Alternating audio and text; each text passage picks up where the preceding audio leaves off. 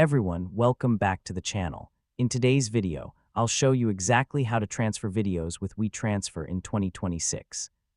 Whether you want to send a short clip or a large video file to a friend, client, or coworker, WeTransfer makes the process fast and simple. Just follow along with me step by step. First, open your favorite web browser and visit the WeTransfer website. If you already have an account, click *log in * and sign in.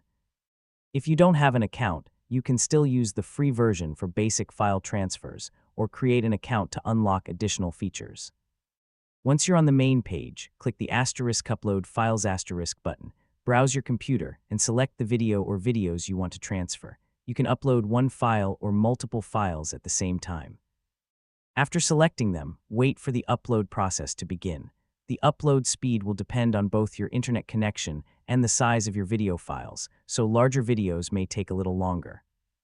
When the files finish uploading, choose how you'd like to share them.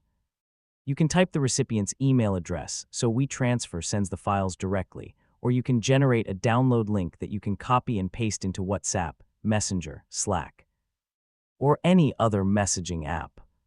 If you're using a paid WeTransfer plan, you can also add a password, set an expiration date, or customize the transfer for extra privacy and security.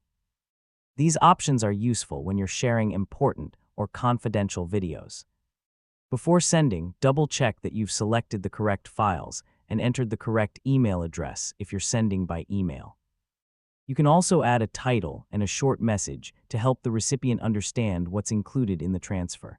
Now click ** transfer or get link **. Wait until WeTransfer finishes processing the upload. Once it's complete, either copy the download link and share it, or let WeTransfer send the email automatically.